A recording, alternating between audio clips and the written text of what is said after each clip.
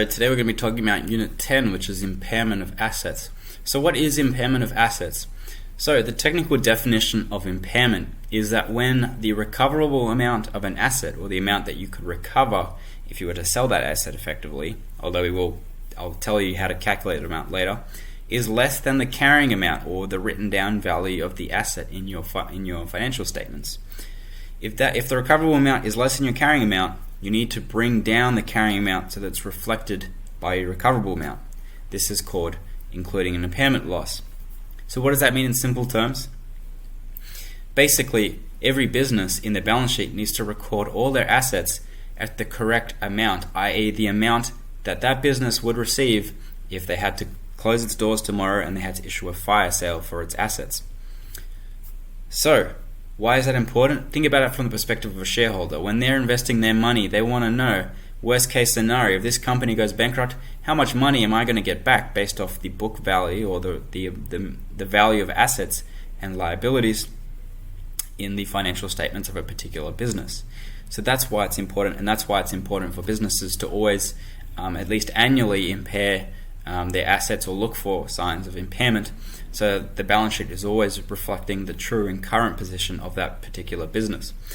Now, what assets are actually covered under the standard IAS 36? So the obvious ones are property, plant, and equipment.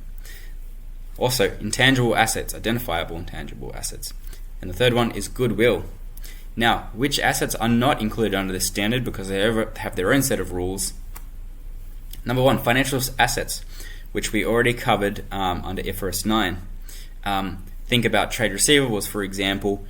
We talked about how we would apply credit losses using historical data for trade receivables, so we wouldn't write it down using these rules that we're going to talk about for impairment losses. Just briefly, certain contract assets with customers, which we talked about under IFRS 15 already. Inventories under IAS 2, only because there's a very specific definition as to how inventory needs to be specifically valued, which is the lower of cost and net realizable value. So that's the only reason it's excluded. DTAs, which we'll talk about a little bit later in more detail, under IAS 12, and also non-current assets classified as held for sale. But really, we're just going to focus on these three here today. So I talked about briefly what an impairment loss is, and this is the formula you need to consider. So it's the difference between the carrying amount and the recoverable amount, assuming that the recoverable amount is lower. And I talked about why we need to do this. It's because we need to make sure that what's in our financial statements, over here we've got our carrying amount, is reflective of what the recoverable amount of the asset is, i.e. if you had to sell the business tomorrow, what would the amount you would receive for it be? And that's how much you have to put through your P&L or potentially through your OCI, we'll talk about those situations later, as an impairment loss. Now, how do we calculate recoverable amount? Recoverable amount is the higher of this and this. So item A is fair value less cost of disposal, and item B is value in use. And we'll talk about what each of those mean and how to calculate those in a little bit more detail very soon. So impairment rules can be applied to either an individual asset or a CGU. What is a CGU? A CGU is a cash generating unit. It's basically a group of assets, or the smallest identifiable group of assets that generate cash flow independent of the cash flow from other assets or groups of assets. For example, a factory is a CGU. When we're looking at impairment, we're not going to look at each individual asset within the factory. We're not going to look at ball bearings on the machine. We're not going to look at the machinery and the cleaning materials and all the things that make up that factory. No, we're going to look at that whole factory as a whole, because the factory itself generates cash inflows, whereas the ball bearings by themselves do not, but they do in aggregate. Hence why it's a CGU. If it's another asset that generates cash, for example, just be an investment property, that would be an individual asset, and we'd have to potentially impair that depending on whether it's held. Okay, so let's move on to when to undertake impairment testing. So under IAS 36, at each reporting date, so that's generally annually, an entity needs to assess whether there's any indication that an asset may be impaired. If there is an indication that an asset may be impaired, an entity must estimate the recoverable amount of the asset. Okay, so you don't need to every single year estimate the recoverable amount of every single asset. What you need to do is look at your assets and logically and generally speaking, have a think about whether there could be any indication that it may be impaired. For example, you may have a factory and all of a sudden there's an identical factory that's opened up next door. Perhaps that might impair or impact your earnings capability from that particular asset. So in that case, we need to consider the macro factors and consider that whether we need to write down the value of that factory asset by impairing it. Another example is if we're talking about future cash flows, maybe interest rates are going up, and that's going to impact the current value or the net present value of future cash flows, which would therefore be an indicator that our asset may be impaired. So they're two different kind of examples where we might need to test for it. So, and there's also additional assets for certain rules for additional assets. So identifiable assets, you need to perform these tests annually. So regardless of whether there's an indication of impairment or not. So we have to do that every year. Same for goodwill. So just think about it. Intangible assets, so goodwill and identify intangible assets, impairment tests need to be done annually. Whereas physical goods like a factory or investment property, it's only if there is an indication of impairment. Okay, so here's some guidelines. They're just very general things that I'm sure you can kind of figure that out yourself as to whether whether there is an indication that an asset may be impaired. So for example, significant decline in market value of an asset. That's kind of obvious. The asset value has gone down, therefore we need to impair it.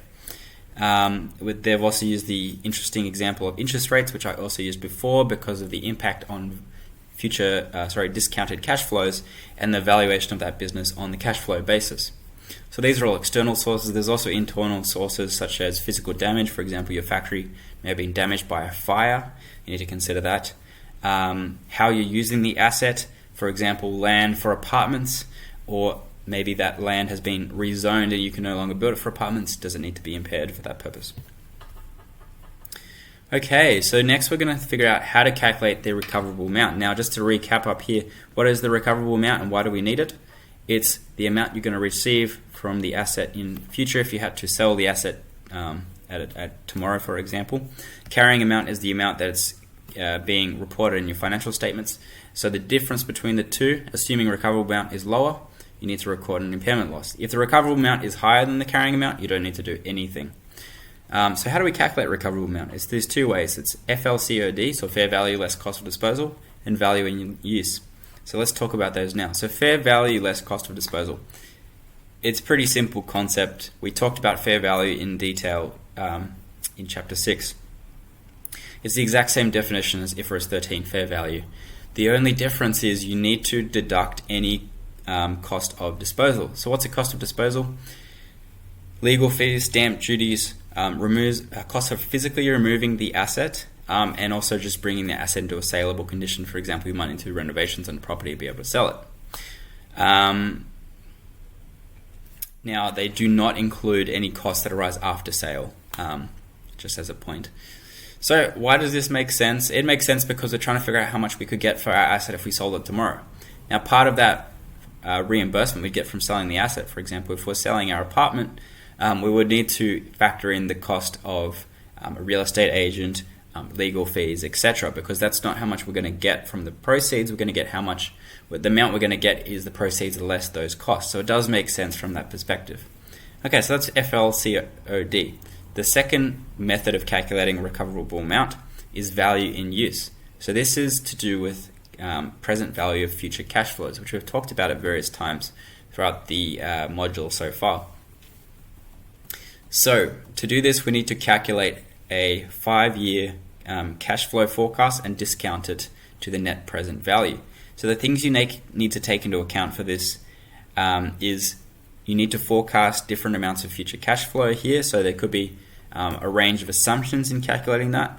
You need to calculate the time value of money. So that's the interest rate. So that might go up or down. You need to factor that in. And just various other factors, uncertainty, probabilities.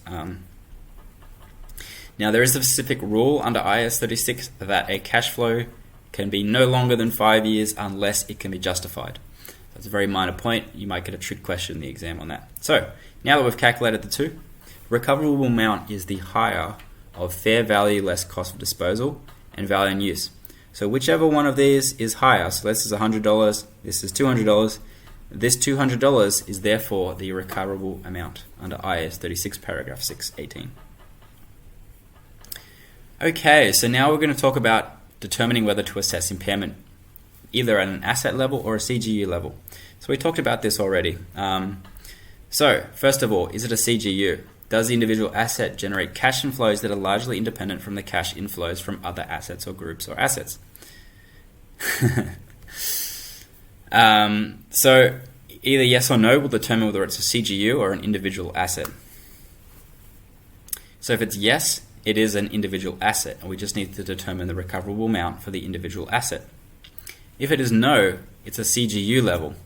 So the individual's FLCOD can be determined, and it is higher than the individual's carrying amount, which means the asset is not impaired. You do not need to test any further than that. So let's assume we have a factory and we've figured out that the fair value less cost of disposal is $1 million and the carrying amount is $900,000. Therefore, the asset is not impaired because we already know that the amount that we could sell it for is higher than what the carrying amount is. Therefore, there is no impairment for this asset. We don't even need to go to test value in use because we already know that there's no impairment. So, the individual's asset VIU, or value in use, can be estimated to be close to the amount measured for its FLCOD. Recognize any impairment loss at the individual asset level. This would be rare given the asset does not generate largely independent cash flows. Okay, so let's talk about accounting for an impairment loss. So this is where we've actually deemed that there is an impairment loss. How do we actually record that in our financial statements? So the first question is, does the impairment, now keep in mind we're just talking about individual asset level, we'll talk about CGU later. So, does the impairment loss relate to an asset measured on revaluation basis? So we need to consider whether it's held at amortized cost or revaluation basis, because our approach is going to be different depending on each.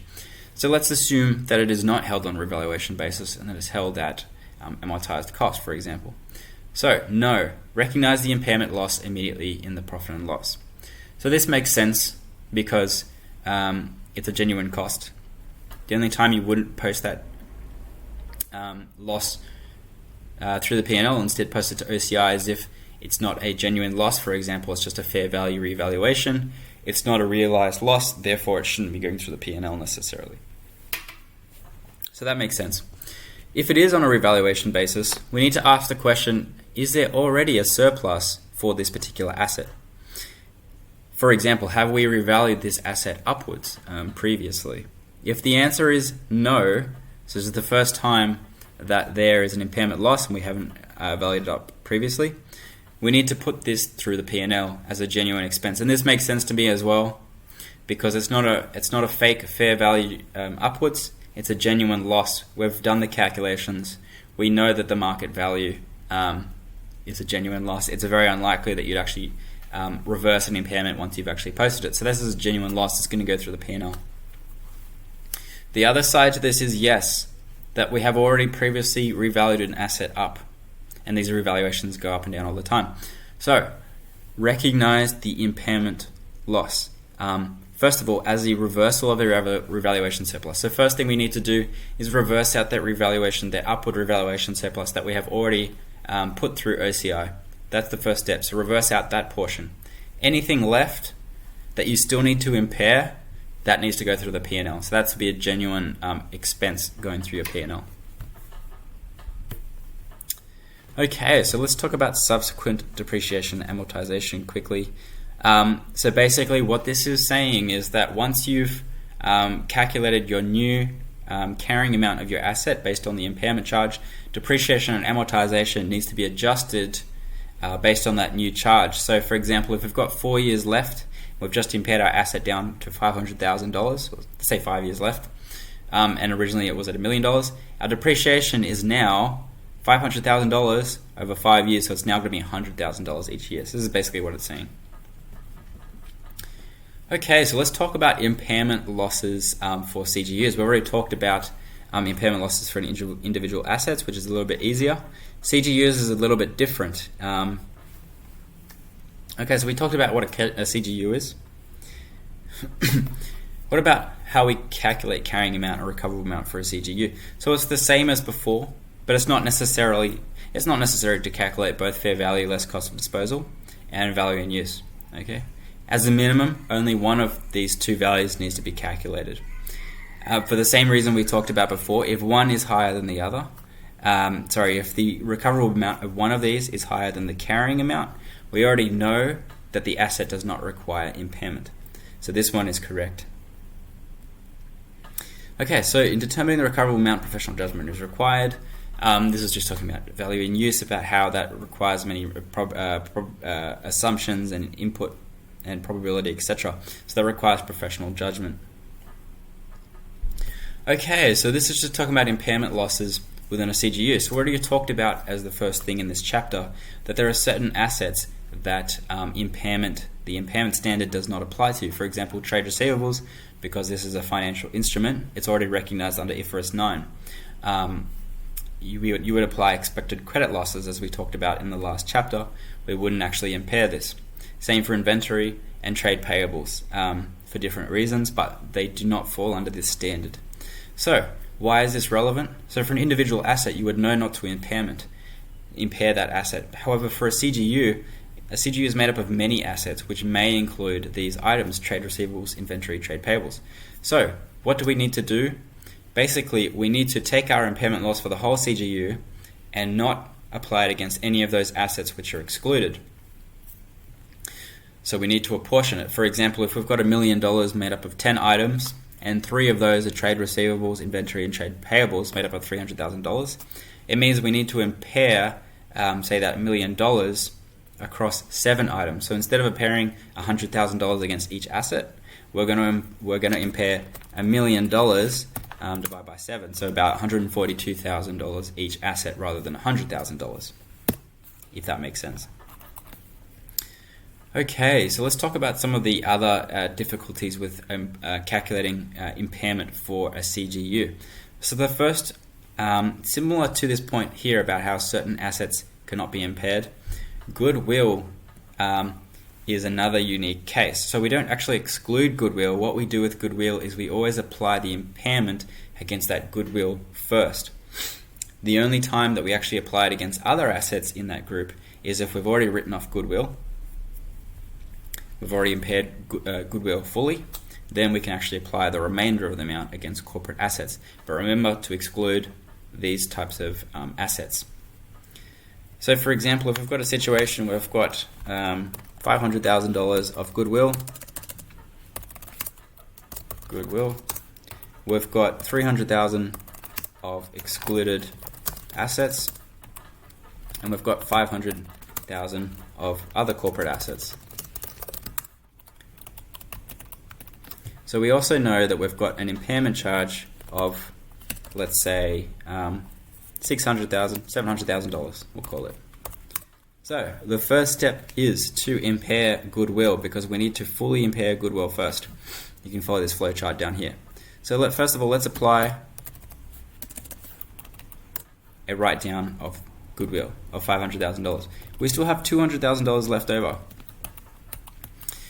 So we know not to apply it against excluded assets because we don't impair those assets. They follow their own independent valuation methodology. So now we have to apply the $200,000 against these corporate assets. So let's apply the remainder of the $200,000 here. And now our impairment is fully accounted for. So that's basically how impairment for a CGU works. So there are some other rules. So we talked about how we have to reduce goodwill first, then we need to apply to other assets in the CGU on a pro rata basis. However, no asset can be reduced below the highest of its fair value less cost of disposal and its value in use, which is basically the recoverable amount. In other words, you cannot reduce the value of a particular asset below its recoverable amount. So that's when some questions can get a little bit tricky, because what they'll do in an exam is these corporate assets, they'll individually list them out. They'll talk about, let's say, a PP&E of $200,000, and we'll talk about other corporate assets of $300,000. Right? So, but the other thing they might tell us in the question is the value in use of PP&E is $150,000, and the what else? And the fair value less cost of disposal is $140,000. So what we know is the recoverable amount is the higher of those two numbers, which is $150,000. So really, we can't actually write down PP&E lower than the floor, which is the higher of value in use and fair cost less of disposal. So we know that's $150,000. So what that means is we can only apply $50,000 against this asset, which means we have to pro rata apply the remainder of the amount against other corporate assets.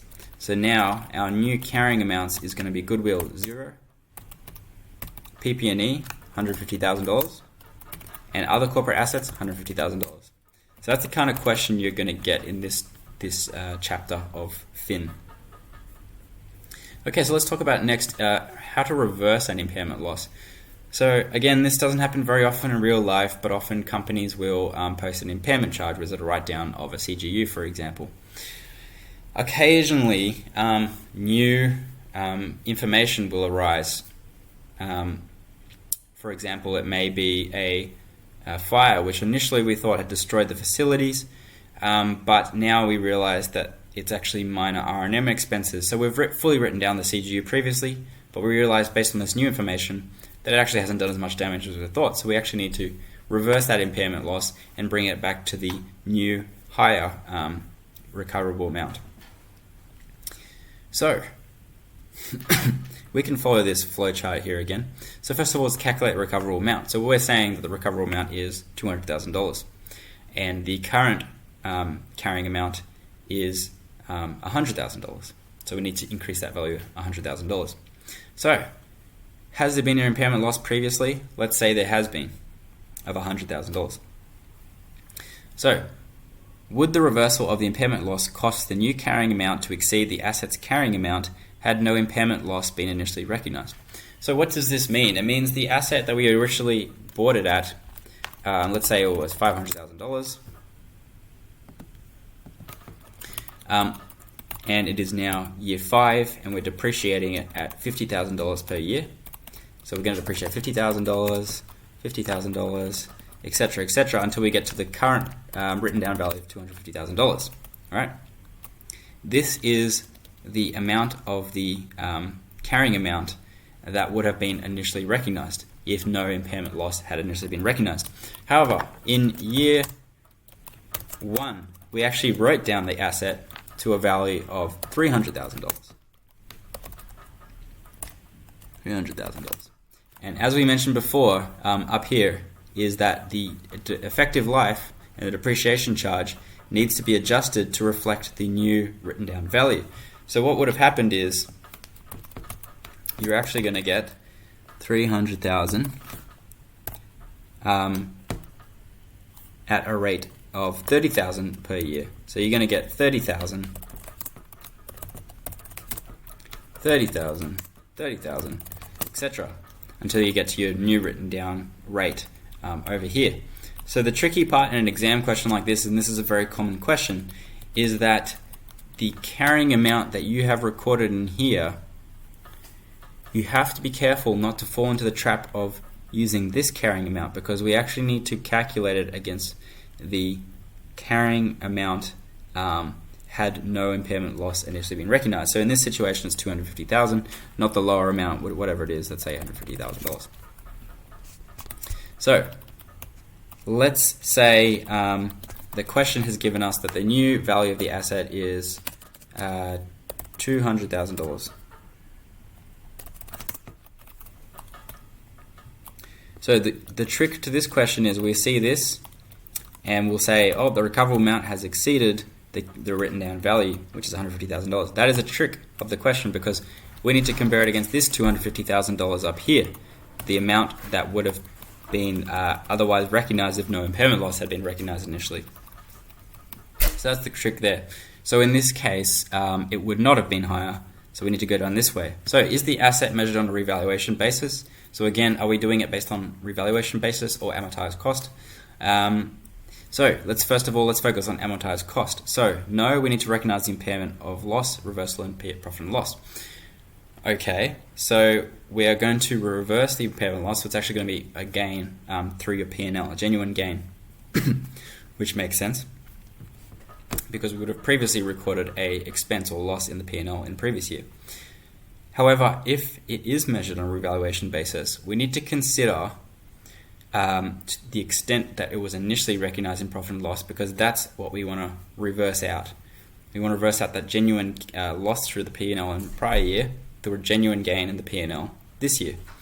However, we can't do it more than that, so anything higher than what was previously recognized needs to go through the OCI. Similar with a fair value remeasurement, how the gain on that debit asset and credit fair value revaluation, which is through OCI, isn't hitting P&L. So we're only going to recognize through P&L the component that would have been through our P&L in last year as an expense. So we're just offsetting what we incorrectly charged. Okay, so let's go back to this. Let's say that the reversal of the impairment amount was higher than the amount that was would have been initially recognized otherwise. So if that is the case, yes. So if this amount was $300,000, how do we treat that? So again, we need to consider whether it's on a revaluation basis or not. If it is on a revaluation basis, then yes, again, we need to reverse it to the extent that it was initially recognized in P&L, and any extra amount will be recognized through the OCI. Now, if it wasn't based on revaluation basis, if it was on amortized cost, what we need to do is apply the ceiling, which again makes sense because amortized cost, we're depreciating an asset and we're only recording the written down value. So we can only increase the value of the asset up to the amount of the written down value had we not initially included the impairment loss. It's a little bit tricky, but a lot of the exam questions is going to be around this one here, because the trick of the question to remember is you can only recognize it up to that ceiling. Okay, so let's talk about reversal of an impairment loss in a CGU. So we were talking about an asset before, let's talk about CGU. Now this one's a little bit difficult again because of the impact of goodwill. And as you remember, individual assets, there's no goodwill and there's no excluded assets. But when you're talking about a CGU, a group of assets, chances are that they might have goodwill in there and they might have excluded assets as well. So we need to consider the impact of how we're going to adjust for it in this circumstance. So previously, if you remember, when we were recording an impairment loss for a CGU, we always wrote down the goodwill first. After that, we only applied the remainder to non-excluded assets. So excluded assets have their own rules. We're just going to apply the remaining impairment loss against non-excluded assets.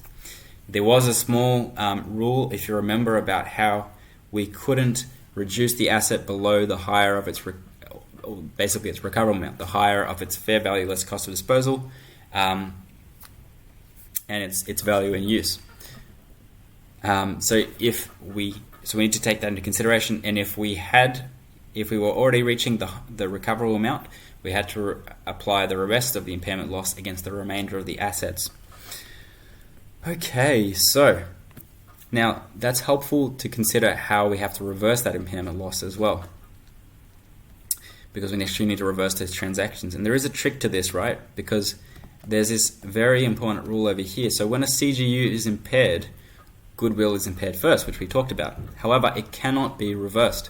So if a goodwill has been previously impaired, it cannot be reversed, even if the indicator suggests. So it just means you need to reverse all other assets or non-excluded assets. Okay, so how do we do this? So let's say at the end of the reporting period is an indication for reversing impairment. So do we need to reverse an impairment loss in shorter terms? Yes. Okay, so calculate the recoverable amount for the CGU. Yep. And compare to the CGU's carrying amount to determine the amount of the reversal of the impairment loss. Okay, so now we need to allocate the impairment loss reversal to the individual CGUs on a pro rata basis. So let's say we have to reverse $200,000. We've already incurred a goodwill impairment charge of $300,000.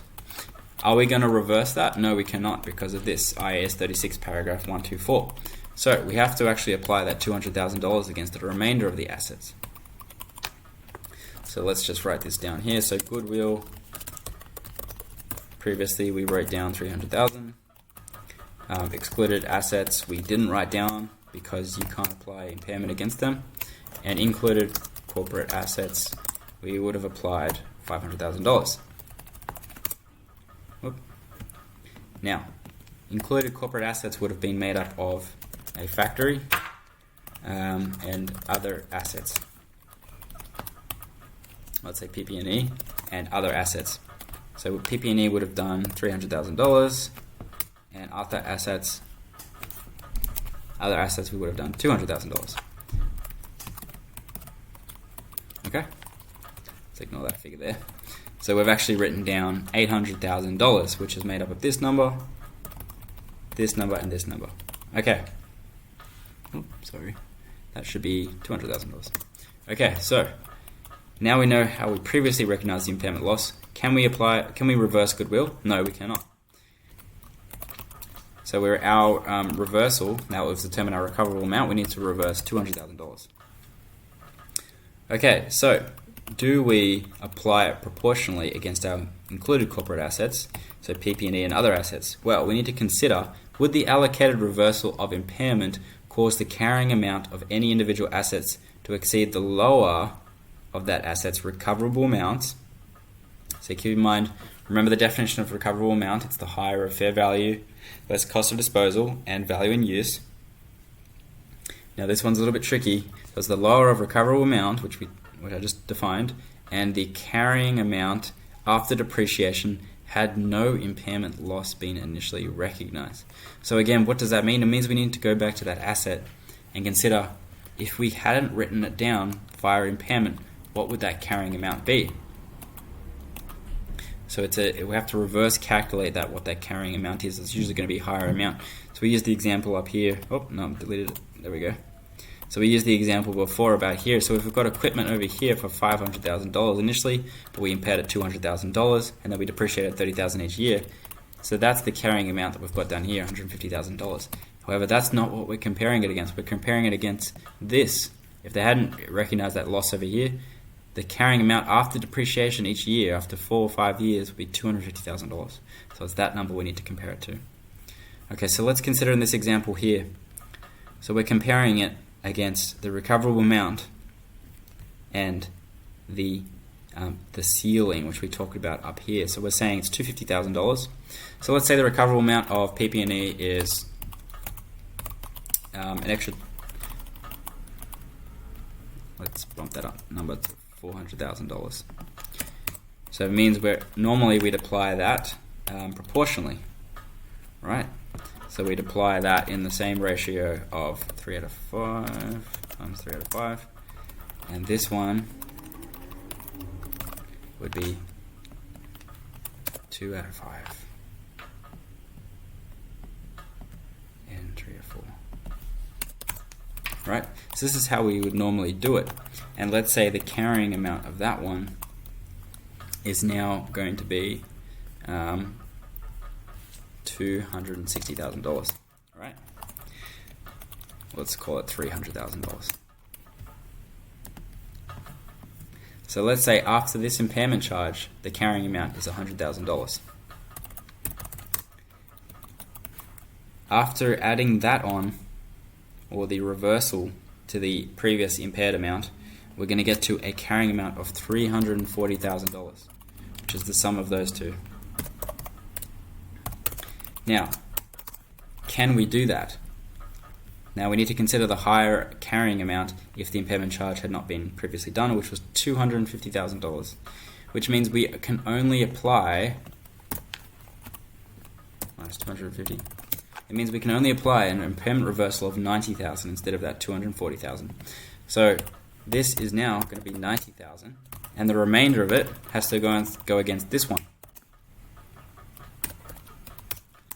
Right? So instead of that previous portion, we're now only allocating $90,000, with the remainder going to other assets.